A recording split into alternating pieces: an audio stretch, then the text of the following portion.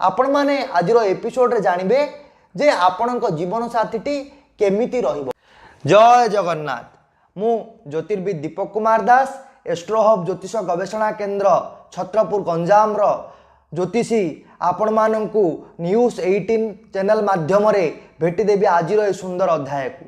आपण माने आज अध्याय रे जानबे आपणक जीवन साथी केमिति रहिबो। तो जीवन रे आपण माने चारोटी अवस्था दे गति करिवे। तन्मध्यरु गृहस्थाश्रम अन्यतम। एई गृहस्थाश्रम रे प्रत्येक पुरुष विवाह बंधन रे बांधी होंती बा प्रत्येक स्त्री मध्य विवाह बंधन रे बांधी होंती। सृष्टिर सूत्र प्रकार अहम बहुश्याम प्रजा ही वेदर एही अग माने निहित सूत्र प्रकार प्रत्येक दंपति सृष्टिर कार्य को संपादन करती। आपण माने आज एपिसोड रे जानबे जे आपणक जीवन साथी केमिति रहिबो बा आपणक पई योग्य रहिबो बा आपणक दाम्पत्य जीवन भल हबो बा आपणक दाम्पत्य जीवन खराब हबो। आपण माने केमिति जानबे ज्योतिष शास्त्र रे सप्तम भावरु बा सप्तम स्थानरु जातकर विवाह संपर्क रे अवगत बा जानी हुए। जदि आपणक जातक रे सप्तम स्थान रो अधिपति किंबा सप्तम स्थान रे जदि कोनोसी क्रूर ग्रह बा पाप ग्रह जेपरी शनि राहु केतु इत्यादि पाप ग्रह अछंती ताहले जानिबे आपणक दाम्पत्य जीवनटी खराब हबो बा दाम्पत्य जीवन सुखमय हबो नाही। एई कंडीशन जनरली बहुत गुड़ाए कॉम्बिनेशन देखा पड़े।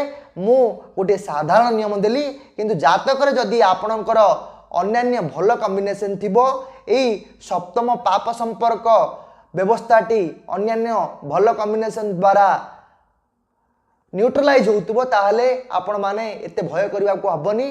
साधारणतः पक्षे जदि सप्तमाधिपति बा सप्तमर मालिक बा सप्तम स्थान रे बसिथिबा ग्रह जदि कोनोसी पाप ग्रह होई नथिबे बा पाप ग्रह द्वारा दृष्ट होई नथिबो ताहले आपणक दाम्पत्य जीवनटी भलरे जीवो।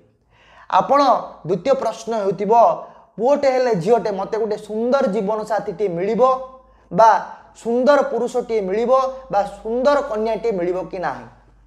जदि जानिबे साधारणतः पक्षे जदि सप्तमर मालिक बा सप्तमाधिपति ग्रह सह चंद्र किंबा बृहस्पति युक्त थाए बा बृहस्पति और चंद्रंकर दृष्टिभंगी बा दृष्टि बा कॉम्बिनेशन भल थांती किंबा जातक रे नवांशर स्थिति भल थाए ताहले जानिबे आपणकर जीवन साथीटी साधारणतः पक्षे सुंदर जीवन साथीटी आपण पाइबे।